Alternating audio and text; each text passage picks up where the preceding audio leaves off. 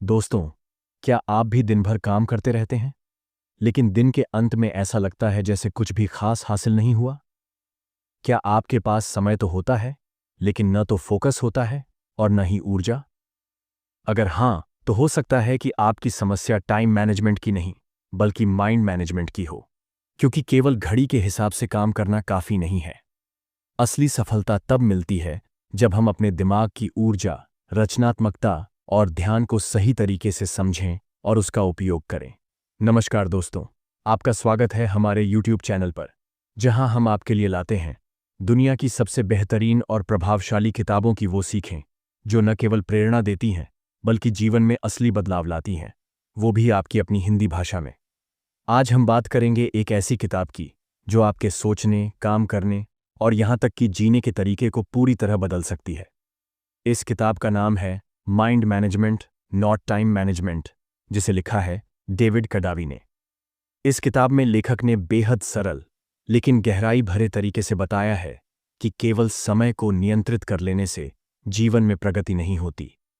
असली परिवर्तन तब आता है जब आप अपने दिमाग की ऊर्जा, रचनात्मकता और ध्यान को समझकर उसका सही प्रबंधन करना सीखते हैं। इसीलिए आज का वीडियो आपके लिए बेहद खास होने वाला है।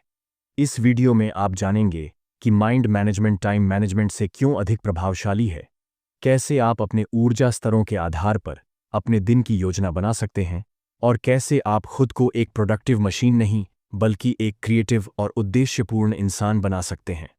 तो अब सोचिए, अगर आप हर दिन वही काम सिर्फ आधे समय में कर सकें, वो भी बिना थकान, तनाव और भाग दौड़ के, तो क्या आप ऐसा करना नहीं चाहेंगे?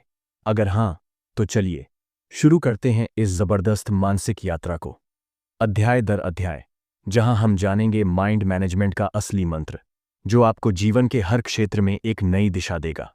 अध्याय 1, समस्या का मूल समय नहीं, मानसिक ऊर्जा है। The root of the problem is not time but mental energy. हम सभी अपने दिन के 24 घंटे समान रूप से पाते हैं, चाहे हम अमीर हों या गरीब, पढ़े लिखे हों या साधारण। आमतौर पर हम यही सोचते हैं कि हमारी सफलता या असफलता का आधार हमारे पास उपलब्ध समय है। अगर हमारे पास ज्यादा समय होगा तो हम ज्यादा काम कर पाएंगे और कम समय होने पर हम पीछे रह जाएंगे। लेकिन डेविड कादवी की किताब mind management not time management हमें यह समझाती है कि असल में समस्या समय की कमी की नहीं, बल्कि हमारी मानसिक ऊर्जा और फोकस की कमी की है। जितना भी समय आपके पास हो, अगर आपका दिमाग सही तरीके से सक्रिय और केंद्रित नहीं है, तो आप अपने काम में उतनी सफलता नहीं पा सकते जितनी आप चाहते हैं। अधिकांश लोग सुबह उठकर तुरंत ईमेल चेक करना, सोशल मीडिया पर समय बिताना या छोटे मोटे काम करना शुरू कर देते हैं, जिससे उनकी सबसे अधिक ऊर्जा जल्दी ही खर्च हो जाती है। जबकि लेखक बताते हैं कि सुबह का समय दिमाग की सबसे रचनात्मक अवस्था होती है, जब नए विचारों को जन्म देने और जटिल समस्याओं का समाधान खोजने की क्षमता चरम पर होती है। अगर इस समय को हम अनावश्यक कार्यों में बर्बाद कर देते हैं, तो दिन भर थकान महसूस होती है और महत्वपूर्ण कार्यों के लिए ऊर्जा नहीं बचती। इसलिए सिर्फ टाइम मैनेजमेंट पर ध्यान देने से काम नहीं चलेगा, बल्कि माइंड मैनेजमेंट यानी अपनी मानसिक अवस्था को समझना और उसी के अनुसार काम करना जरूरी है। लेखक ने दिमाग की 3 प्रमुख अवस्थाओं के बारे में बताया है। पहली अवस्था है हाई एनर्जी और हाई फोकस की, जो आमतौर पर सुबह उठने के 1-2 घंटे बाद होती है। इस समय दिमाग सबसे अधिक सक्रिय और क्रिएटिव होता है। इस समय को हम ऐसे कामों के लिए आरक्षित करें जिनमें सोच विचार, नए आइडिया बनाना, लेखन या योजना बनाना शामिल हो। दूसरी अवस्था है मीडियम एनर्जी और लीनियर टास्क की, जो अक्सर दोपहर के समय आती है। इस दौरान हमारा दिमाग इतना ताज़ा नहीं रहता, इसीलिए इस समय ईमेल जवाब देना, मीटिंग करना, कॉल करना या दैनिक कामकाज करना सही रहता है। तीसरी अवस्था है लो एनर्जी और लो फोकस की, जो शाम या देर रात में होती है। इस दौरान मानसिक शांति के लिए हल्की फुल्की गतिविधियां जैसे म्यूजिक सुनना, वॉक पर जाना या हल्की पढ़ाई करना चाहिए, ताकि दिमाग आराम और रिचार्ज हो सके। कादवी इस बात पर जोर देते हैं कि टाइम मैनेजमेंट से अधिक जरूरी है माइंड मैनेजमेंट, अर्थात यह समझना कि दिमाग की कौन सी अवस्था कब आती है और उसी के अनुसार अपनी गतिविधियों को शेड्यूल करना। उदाहरण के तौर पर, अगर आप एक लेखक हैं, तो सुबह के सबसे ऊर्जावान समय में अपनी कहानी लिखना या नया कंटेंट बनाना सबसे सही रहेगा। वहीं दिन के बाकी समय में आप रिपीटेटिव या तकनीकी काम कर सकते हैं।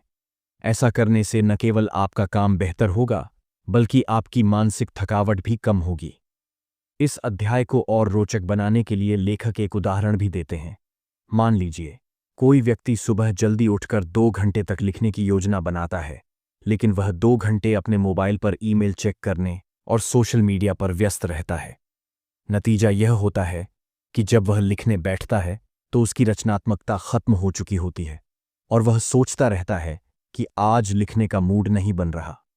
असल में समस्या मूड की नहीं, बल्कि मानसिक ऊर्जा की होती है, जो सुबह ही खत्म हो गई थी। इसलिए सबसे जरूरी कदम है अपने मेंटल पीक टाइम को पहचानना। हर व्यक्ति के दिन के कुछ घंटे ऐसे होते हैं जब उसका दिमाग सबसे ज्यादा सक्रिय और रचनात्मक होता है। उन समयों में सबसे महत्वपूर्ण और जटिल कार्य करना चाहिए।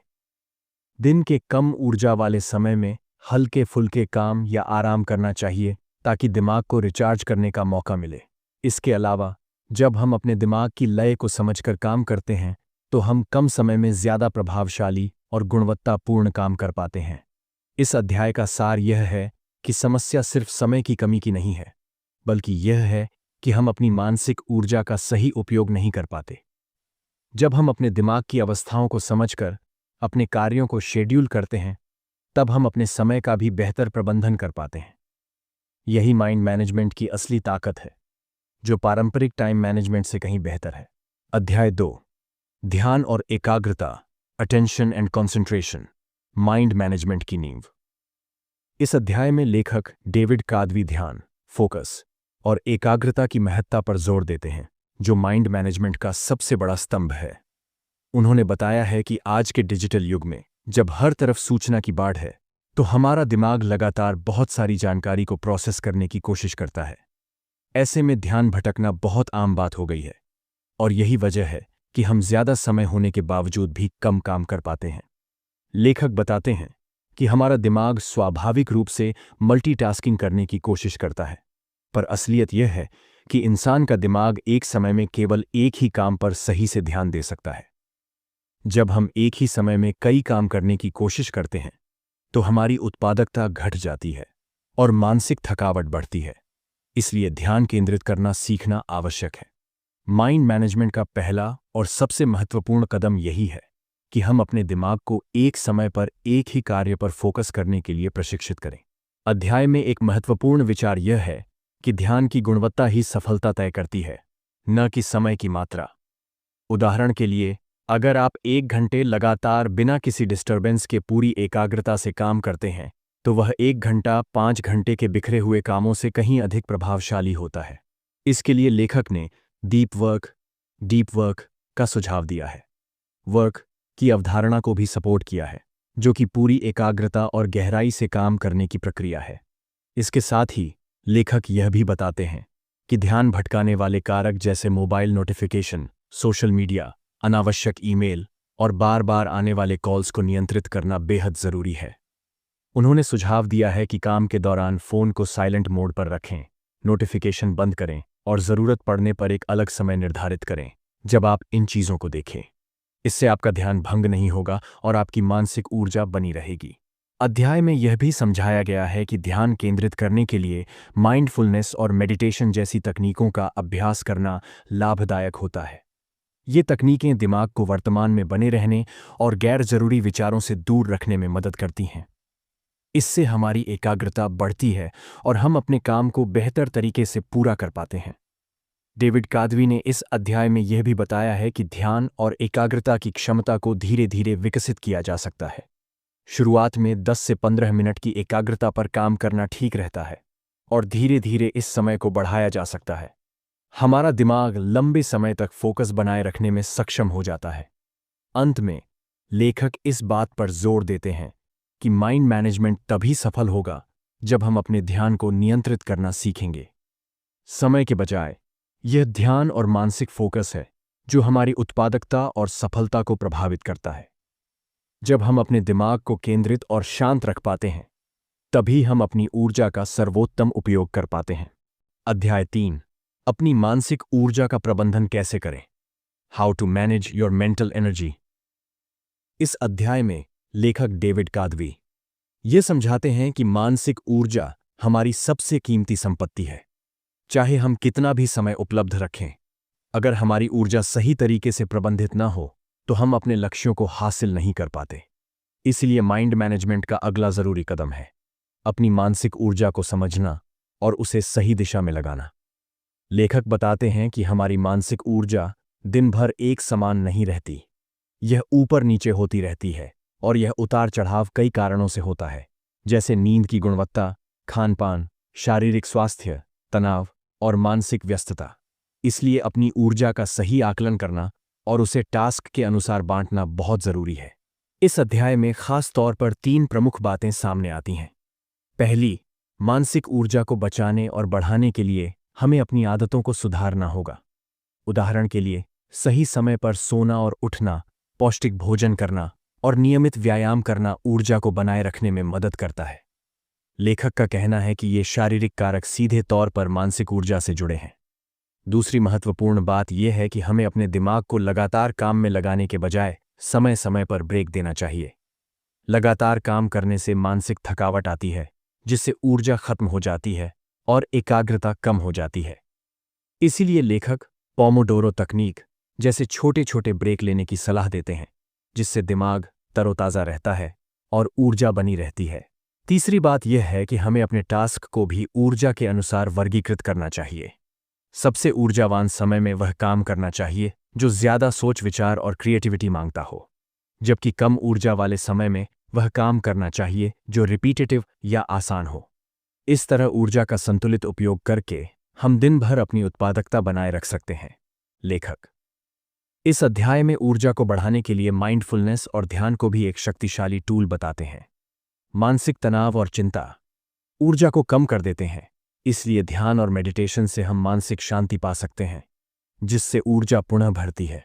यह एक ऐसी रणनीति है जो हमारी मानसिक स्थिति को बेहतर बनाती है और हमें ऊर्जा से भर देती है। इसके अलावा लेखक यह भी बताते हैं कि अनावश्यक निर्णय लेने से बचना चाहिए, क्योंकि हर निर्णय हमारे दिमाग की ऊर्जा खपत करता है।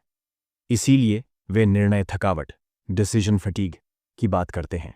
इसलिए जरूरी है कि हम अपने निर्णयों को सीमित करें, जैसे कि रोज के कपड़े पहले से चुन लेना या भोजन के विकल्प सीमित रखना, ताकि दिमाग की ऊर्जा बच सके। अंत में इस अध्याय का मूल संदेश यही है कि समय प्रबंधन से पहले हमें अपनी मानसिक ऊर्जा का प्रबंधन करना होगा। जब हम अपनी ऊर्जा को समझते हैं और उसे सही ढंग से नियंत्रित करते हैं, तभी हम अपने समय का अधिकतम लाभ उठा पाते हैं। माइंड मैनेजमेंट का यही सार है, समय नहीं बल्कि मानसिक ऊर्जा को प्राथमिकता देना। अध्याय 4, ध्यान भटकाव से बचाव। माइंड डिस्ट्रैक्शन को कैसे कंट्रोल करें? Prevention of distraction, how to control mind distraction.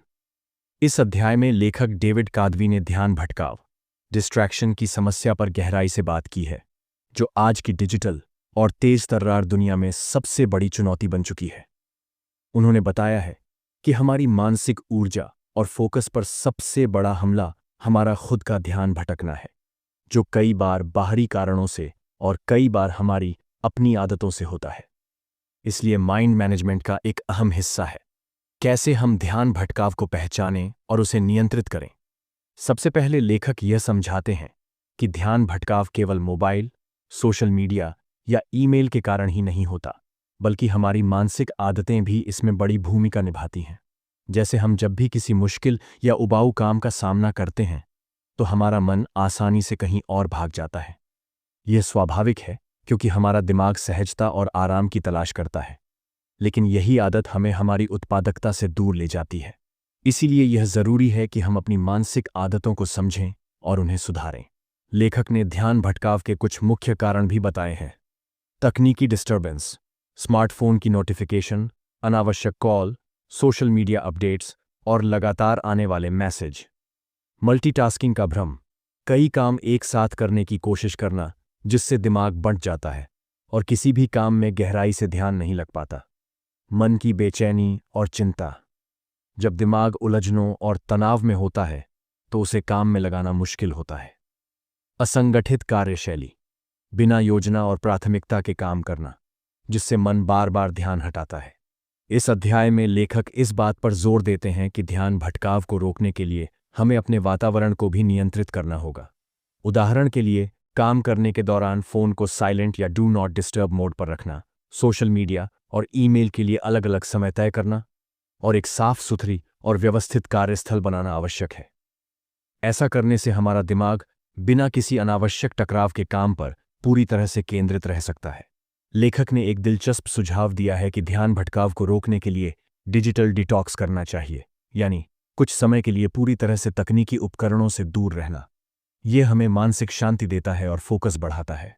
साथ ही फोकस ब्लॉक्स बनाना, यानी काम के छोटे छोटे हिस्से तय करना जिनमें हम पूरी तरह से एकाग्र होकर काम करें, यह तकनीक भी बहुत प्रभावशाली साबित होती है। अध्याय में माइंडफुलनेस की भूमिका को भी महत्वपूर्ण बताया गया है। माइंडफुलनेस का अभ्यास हमें वर्तमान में बने रहने और गैर जरूरी विचारों से दूर रहने में मदद करता है। जब हम माइंडफुलनेस के जरिए अपने मन को शांत रखते हैं तो हम अपने ध्यान को ज्यादा समय तक बनाए रख पाते हैं। साथ ही लेखक ने यह भी बताया है कि ध्यान भटकाव पर काबू पाने के लिए अपने लक्ष्यों और प्राथमिकताओं को स्पष्ट रखना बहुत जरूरी है।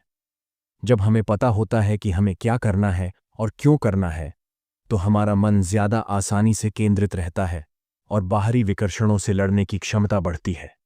अंत में इस अध्याय का मुख्य संदेश है कि माइंड मैनेजमेंट तभी सफल होगा जब हम अपनी मानसिक एकाग्रता को मजबूत बनाएंगे और ध्यान भटकाव को नियंत्रित करेंगे। समय प्रबंधन की तुलना में ध्यान की गुणवत्ता और निरंतरता ज्यादा महत्वपूर्ण है। जब हमारा दिमाग पूरी तरह से फोकस्ड होता है, तब हम अपने कार्यों को बेहतर, तेज और कम तनाव के साथ पूरा कर पाते हैं। अध्याय 5, प्रेरणा का इंतजार नहीं, सिस्टम बनाओ, मूड का पीछा मत करो। Don't wait for inspiration, create a system, don't chase your mood. इस अध्याय में डेविड कादवी एक बहुत आम लेकिन खतरनाक सोच पर सवाल उठाते हैं। जब मूड बनेगा तब काम कर लेंगे। लेखक बताते हैं कि हम में से बहुत से लोग तभी काम शुरू करते हैं जब हम प्रेरित महसूस करते हैं। लेकिन सच यह है कि प्रेरणा, इंस्पिरेशन, एक स्थायी चीज नहीं है। अगर हम केवल तभी काम करेंगे जब हमें अंदर से इच्छा महसूस हो, तो हम ज्यादातर समय इंतजार ही करते रहेंगे। इसलिए लेखक का स्पष्ट संदेश है, मूड का पीछा मत करो, सिस्टम बनाओ। लेखक इस अध्याय में समझाते हैं कि अगर आप किसी बड़ी चीज को बनाना चाहते हैं, जैसे कोई किताब लिखना, स्टार्टअप शुरू करना, कोई कोर्स बनाना या कोई लंबी योजना को अंजाम देना, तो आपको प्रेरणा पर नहीं बल्कि नियमित प्रक्रिया, सिस्टम पर निर्भर रहना होगा। यानी आपको ऐसा ढांचा बनाना होगा जिससे आप हर दिन थोड़ी थोड़ी प्रगति कर सकें, चाहे आपका मूड अच्छा हो या नहीं। यहां लेखक प्रोफेशनल और एमेच्योर के बीच का फर्क समझाते हैं। एक एमेच्योर तब काम करता है जब उसे अच्छा महसूस होता है, लेकिन एक प्रोफेशनल हर दिन काम करता है क्योंकि वह जानता है कि सिर्फ नियमितता से ही बड़ी सफलता मिलती है। इसलिए अगर आप खुद को सफल देखना चाहते हैं तो आपको एक सिस्टम चाहिए, ऐसा ढांचा जिसमें काम का समय, लक्ष्य, कार्य की प्रकृति और आत्म मूल्यांकन शामिल हो। इस अध्याय में लेखक एक बेहतरीन विचार साझा करते हैं, action creates inspiration, not the other way around. यानी जब आप काम करना शुरू करते हैं तो प्रेरणा अपने आप उत्पन्न होती है। अक्सर हम सोचते हैं कि पहले प्रेरणा आए, फिर हम कुछ लिखेंगे या बनाएंगे, लेकिन लेखक बताते हैं कि जब आप बिना प्रेरणा के काम शुरू करते हैं तभी दिमाग सक्रिय होता है और धीरे धीरे अंदर से रचनात्मकता निकलती है। लेखक अपने व्यक्तिगत उदाहरण भी देते हैं, जैसे उन्होंने तय किया कि हर दिन वे एक निश्चित समय पर लेखन करेंगे, चाहे उन्हें कुछ सूझे या न सूझे। शुरुआत में कठिनाई हुई, लेकिन कुछ ही दिनों में दिमाग ने उस समय को रचनात्मक समय के रूप में पहचानना शुरू कर दिया और अब वह स्वाभाविक रूप से उस समय रचनात्मक होने लगता है। साथ ही लेखक बताते हैं कि सिस्टम बनाने के लिए जरूरी नहीं कि आप हर बार बहुत लंबा या जटिल काम करें। शुरुआत छोटे टास्क से करें, जैसे 25 मिनट लेखन, 15 मिनट रीडिंग या 30 मिनट प्लानिंग। छोटे छोटे काम रोज करते रहने से न केवल आदत बनती है बल्कि आत्मविश्वास भी बढ़ता है। यही माइंड मैनेजमेंट का असली जादू है, छोटे छोटे निर्णयों और अभ्यास से बड़ी सफलता की ओर बढ़ना। लेखक यह भी सलाह देते हैं कि अपने सिस्टम में ट्रैकिंग को शामिल करें, यानी आप रोज अपने कार्य को रिकॉर्ड करें, क्या किया, कितना किया और कैसा महसूस किया। इससे न केवल आत्म अनुशासन बनता है बल्कि यह जानने में मदद मिलती है कि कौन सा समय या तरीका आपके लिए सबसे अच्छा है। अंत में अध्याय का सार यह है कि अगर आप सच में अपनी उत्पादकता और रचनात्मकता को बढ़ाना चाहते हैं तो प्रेरणा का इंतजार छोड़कर एक ठोस सिस्टम बनाएं और उसका अनुशासनपूर्वक पालन करें। यही माइंड मैनेजमेंट है, मन को प्रशिक्षित करना, न कि मन की सुनते रहना। अध्याय 6, रचनात्मकता को कैसे जगाएं। अपने क्रिएटिव टाइम को पहचानें। How to awaken creativity, identify your creative time. इस अध्याय में लेखक डेविड कादवी रचनात्मकता, क्रिएटिविटी की प्रक्रिया को एक नया दृष्टिकोण देते हैं। वे बताते हैं कि हम सभी में रचनात्मकता होती है, लेकिन हम अक्सर उसे तब इस्तेमाल करने की कोशिश करते हैं जब हमारा दिमाग उसके लिए तैयार नहीं होता। यही वजह है कि हम फोकस नहीं कर पाते या हमारी सोच ब्लॉक हो जाती है। इस अध्याय का मुख्य संदेश है रचनात्मकता को जबरदस्ती जगाने की नहीं, बल्कि उसे पहचानने और समय पर उपयोग करने की जरूरत है। लेखक कहते हैं कि रचनात्मक सोच तब सबसे बेहतर तरीके से होती है जब हमारा दिमाग अल्फा वेव स्टेट में होता है, यानी जब हम शांत होते हैं, रिलैक्स होते हैं और दबाव में नहीं होते। ऐसे समय में हमारा अवचेतन मन सक्रिय हो जाता है और नए विचार, नए समाधान और क्रिएटिव आइडियाज स्वाभाविक रूप से सामने आते हैं। लेकिन समस्या यह है कि हम अपनी रचनात्मकता को प्रोडक्टिव टाइम के साथ मिक्स कर देते हैं। हम सोचते हैं कि सुबह 9 बजे से लेकर दोपहर 1 बजे तक हमें सबसे ज्यादा काम करना चाहिए, लेकिन जरूरी नहीं कि यही वक्त हमारे लिए रचनात्मकता का सर्वोत्तम समय हो। लेखक बताते हैं कि हर व्यक्ति की क्रिएटिविटी का समय अलग होता है। किसी के लिए सुबह जल्दी, किसी के लिए देर रात, किसी के लिए टहलते वक्त या नहाते समय। इसीलिए लेखक हमें सलाह देते हैं कि हम अपने क्रिएटिव टाइम को खोजें। इसके लिए हमें कुछ दिनों तक यह ट्रैक करना चाहिए कि कब हमें सबसे ज्यादा नए और अच्छे विचार आते हैं, कब हम सबसे ज्यादा रचनात्मक महसूस करते हैं और उस समय क्या कर रहे होते हैं। उस डेटा के आधार पर हम अपनी डेली रूटीन को रीडिजाइन कर सकते हैं। लेखक का एक बहुत महत्वपूर्ण सुझाव यह है कि रचनात्मक कार्य को दबाव या समय की सीमा में न करें। जब हम यह सोचते हैं कि 30 मिनट में कुछ नया सोचकर निकालना है, तो हमारा दिमाग बंद हो जाता है। इसीलिए लेखक क्रिएटिव फ्रेशनेस का विचार लाते हैं, यानी अपने दिमाग को खाली और खुला रखने के लिए सफेद स्पेस बनाना, जैसे कि बिना मोबाइल के वॉक पर जाना, अकेले शांत जगह बैठना या बस खिड़की के बाहर देखते हुए सोचने देना। इसके अलावा लेखक यह भी बताते हैं कि रचनात्मकता का एक और बड़ा दुश्मन है डर। असफल होने का डर, लोगों की राय का डर, या यह डर कि कहीं मैं मूर्ख न लगूं। लेकिन वे समझाते हैं कि जब तक आप अपने मन को इन डर से आजाद नहीं करेंगे, तब तक सच्ची रचनात्मकता नहीं निकल सकती। इसलिए लेखक सुरक्षित स्पेस बनाने की बात करते हैं, यानी ऐसी मानसिक स्थिति जहां आप खुलकर सोच सकें, बिना किसी जजमेंट के। अध्याय के अंत में लेखक एक बहुत ही सुंदर और व्यावहारिक संदेश देते हैं। रचनात्मकता को बुलाया नहीं जा सकता, लेकिन वह तब आती है जब आप उसे आने की जगह और समय देते हैं। यानी रचनात्मकता को पाने के लिए आपको उसे समय, स्थान और स्वतंत्रता देनी होगी। आप जितना उसे कंट्रोल करने की कोशिश करेंगे, वह उतनी दूर जाएगी। लेकिन अगर आप उसका स्वागत करने के लिए जगह छोड़ देंगे, तो वह बार बार लौटेगी। यह अध्याय विशेष रूप से उनके लिए अत्यंत उपयोगी है जो लेखन, कला, डिजाइन, समस्या समाधान या किसी भी रचनात्मक पेशे से जुड़े हैं, या जो अपने जीवन में रोजमर्रा की सोच को और बेहतर, गहरा और नया बनाना चाहते हैं। अध्याय 7, मूड फॉलो मत करो, माइंड को लीड करो, दिमाग को प्रशिक्षित करना सीखो। इस अध्याय में डेविड कादवी एक ऐसी मानसिक आदत पर रोशनी डालते हैं जो हमारी उत्पादकता को चुपचाप खा जाती है। मूड के हिसाब से चलना। वे कहते हैं कि अगर हम अपने मूड या भावना पर निर्भर होकर काम करेंगे, तो हम कभी स्थायी रूप से सफल नहीं हो पाएंगे, क्योंकि मूड एक अस्थायी चीज है जो दिन में कई बार बदलता है, जबकि माइंड एक ऐसा संसाधन है जिसे प्रशिक्षित किया जा सकता है। लेखक स्पष्ट करते हैं कि माइंड और मूड के बीच फर्क समझना जरूरी है। मूड यह एक इमोशनल स्थिति है, जैसे उदासी, उत्साह, आलस, बोरियत या जोश, जो बिना चेतावनी कभी भी बदल सकती है। माइंड यह हमारे सोचने, निर्णय लेने और फोकस करने की शक्ति है, जो अभ्यास और अनुशासन से मजबूत की जा सकती है। असली सफलता तब मिलती है जब हम अपने मूड को फॉलो करने के बजाय माइंड को लीड करना सीखते हैं। लेखक बताते हैं कि आलस्य, टाल-मटोल, प्रोक्रेस्टिनेशन और रुक-रुक कर काम करने की सबसे बड़ी वजह है मूड पर काम करना। हम सोचते हैं, आज मन नहीं है, आज मूड नहीं बन रहा, या थोड़ी देर में करेंगे, और इस सोच के साथ दिन निकल जाता है। यही कारण है कि कई लोग बड़े लक्ष्य तय तो करते हैं, लेकिन उन्हें हासिल नहीं कर पाते। इस अध्याय में लेखक माइंड को प्रशिक्षित करने के कुछ व्यावहारिक तरीके भी बताते हैं। 1. स्टार्टिंग फ्रिक्शन को हराएं। शुरुआत करने में जो झिझक होती है, वही सबसे बड़ा अवरोध है। इसीलिए लेखक माइक्रो स्टार्टिंग का सुझाव देते हैं।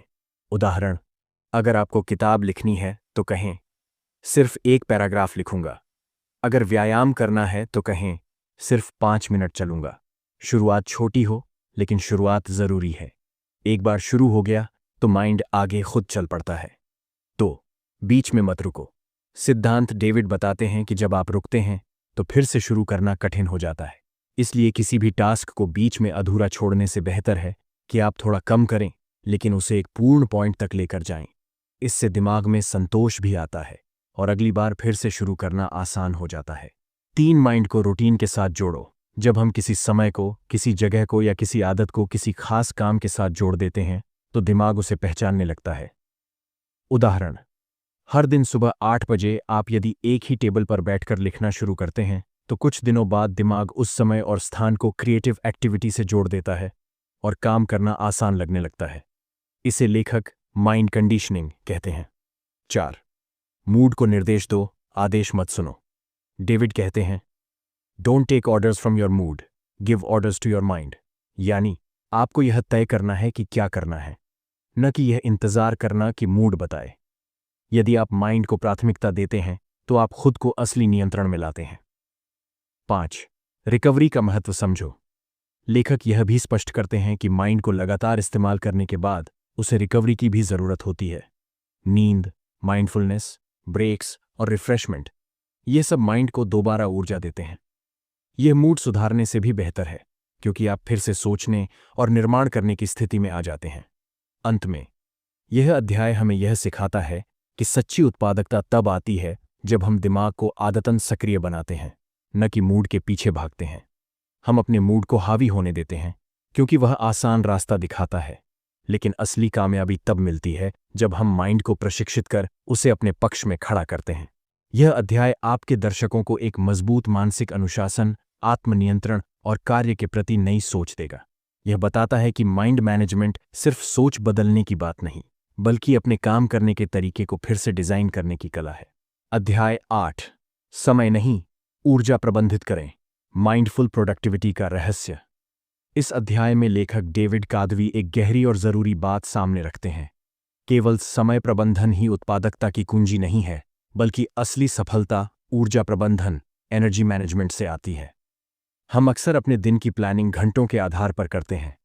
सुबह 9 से 10 बजे तक ये करना है, 2 बजे मीटिंग है, लेकिन हम ये नहीं सोचते कि उस समय हमारे पास कितनी मानसिक ऊर्जा होगी। लेखक कहते हैं कि समय तो हर किसी के पास बराबर होता है, लेकिन हर व्यक्ति की ऊर्जा की गुणवत्ता और मात्रा अलग होती है।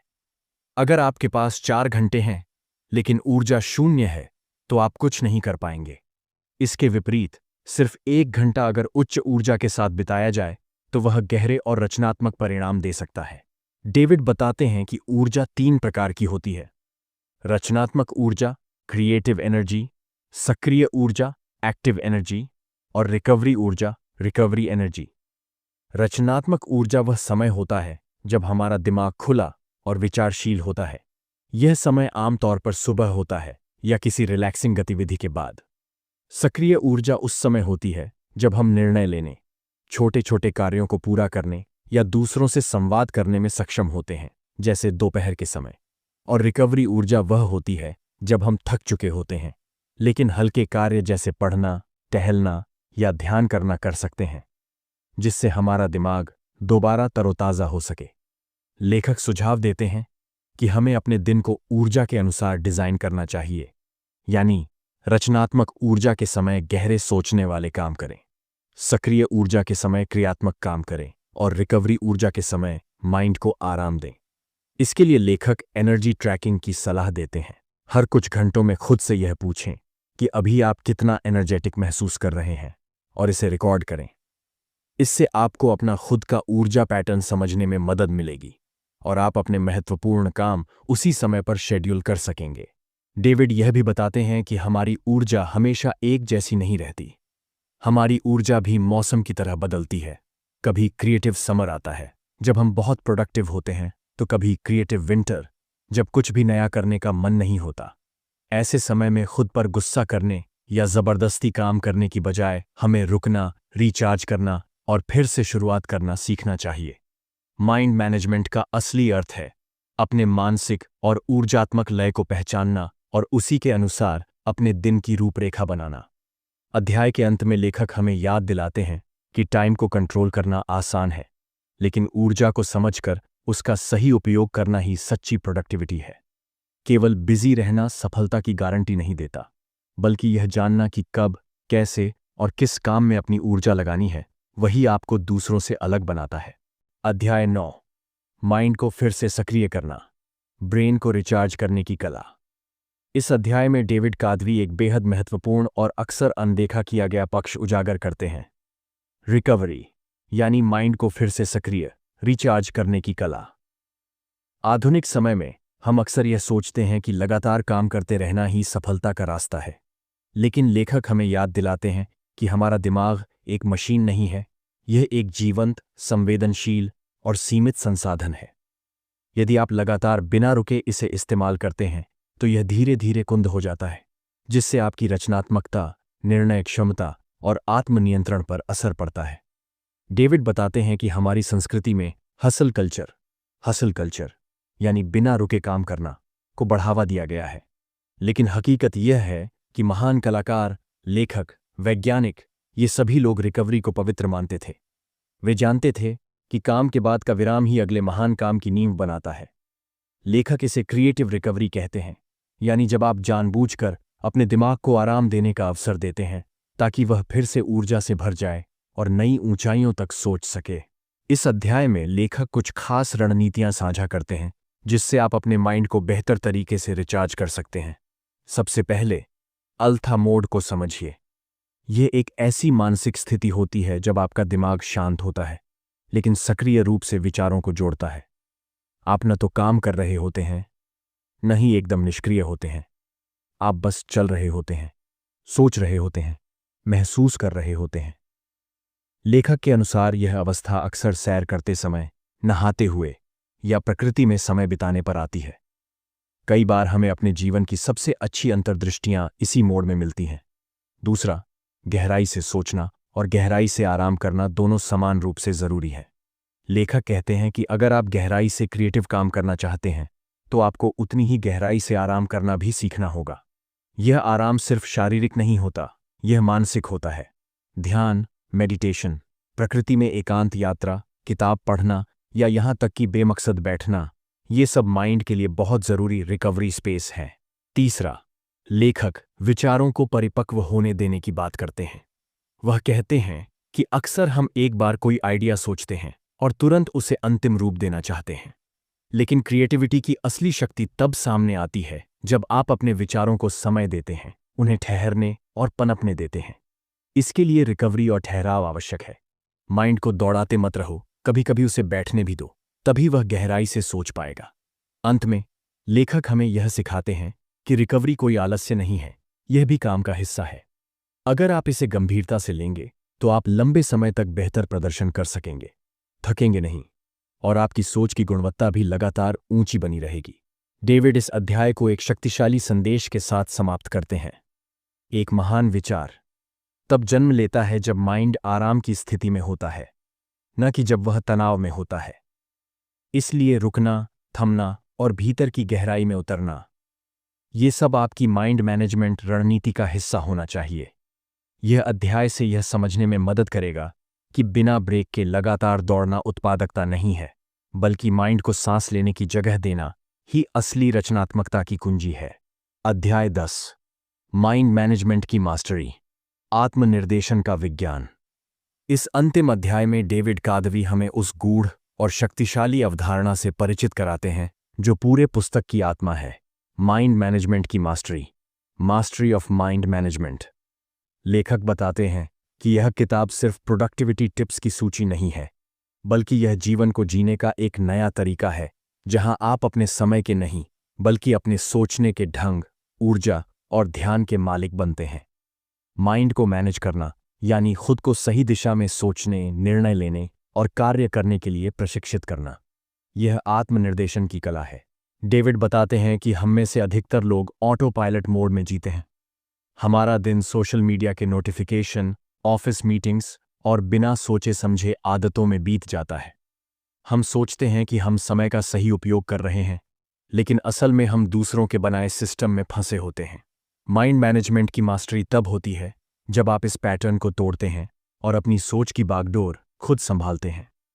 लेखक के अनुसार माइंड मैनेजमेंट 3 स्तरों पर काम करता है। पहला, आत्मजागरूकता, सेल्फ अवेयरनेस, जहां आप यह पहचानते हैं कि आप कब, कैसे और क्यों सोचते हैं। दूसरा, आत्म प्रबंधन, सेल्फ रेगुलेशन, जिसमें आप अपनी ऊर्जा, ध्यान और भावनाओं को नियंत्रित करते हैं। और तीसरा, आत्मनिर्देशन, सेल्फ डायरेक्शन, यानी आप जानबूझकर अपनी सोच को एक उद्देश्यपूर्ण दिशा में ले जाते हैं। इस अध्याय में लेखक हमें यह भी सिखाते हैं कि माइंड मैनेजमेंट कोई एक बार सीखी जाने वाली स्किल नहीं है, बल्कि यह एक निरंतर चलने वाली प्रक्रिया है। इसमें उतार चढ़ाव आएंगे। कभी आप एकदम स्पष्ट सोच पाएंगे, तो कभी आपका मन भटकता रहेगा। लेकिन हर बार जब आप अपनी ऊर्जा, सोच और ध्यान को वापस सही दिशा में लाते हैं, आप एक कदम माइंड मैनेजमेंट के मास्टर बनने के और करीब पहुंचते हैं। डेविड एक बहुत ही शक्तिशाली रूपक, मेटाफोर देते हैं। वे कहते हैं कि हमारा माइंड एक जंगली घोड़े की तरह है। अगर आप उसे खुला छोड़ देंगे, तो वह इधर उधर भागेगा, कभी आपको चोट भी पहुंचा सकता है। लेकिन अगर आप उसे समझदारी, धैर्य और प्रेम से प्रशिक्षित करेंगे, तो वही घोड़ा आपको आपके जीवन के सबसे सुंदर सफर पर ले जा सकता है। यही माइंड मैनेजमेंट की ताकत है। जब आप माइंड को मैनेज करना सीखते हैं, तो आप अपने विचारों के गुलाम नहीं रहते, आप उनके मालिक बन जाते हैं। आप समय के पीछे नहीं भागते, आप समय का निर्माता बन जाते हैं। आप केवल काम नहीं करते, आप अर्थपूर्ण काम करते हैं, जो आपके भीतर की आग को प्रज्वलित करता है।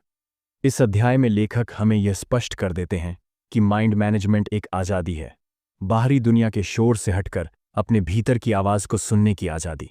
जब आप इस कौशल को अपनाते हैं, तब आप न केवल अधिक उत्पादक बनते हैं, बल्कि एक शांत, संतुलित और उद्देश्यपूर्ण जीवन जीने लगते हैं। तो दोस्तों, आपने अब तक जाना कि कैसे माइंड मैनेजमेंट का मतलब है अपने ऊर्जा स्तरों को समझना, फ्लो जोन में काम करना, अपनी सोच को दिशा देना और सबसे ज़रूरी, खुद को रिकवर करना, ताकि आप लंबे समय तक क्रिएटिव बने रह सकें। लेखक डेविड कडावी की ये सीख हमें बताती है कि जो लोग माइंड को मैनेज करना सीख जाते हैं, वे अपने जीवन, करियर और रिश्तों को एक अलग ही स्तर पर ले जाते हैं। अगर आपको यह वीडियो पसंद आया हो, तो इसे लाइक और शेयर ज़रूर करें और कमेंट में हमें बताएं आपको किताब की कौन सी बात सबसे ज़्यादा उपयोगी लगी। और हाँ, ऐसी ही प्रेरक और ज्ञानवर्धक वीडियो पाने के लिए चैनल को सब्सक्राइब करें और बेल आइकन दबाएं। मिलते हैं अगली दमदार किताब के साथ, जहां हम सीखेंगे, सोचेंगे और बदलाव लाएंगे। धन्यवाद और शुभकामनाएं।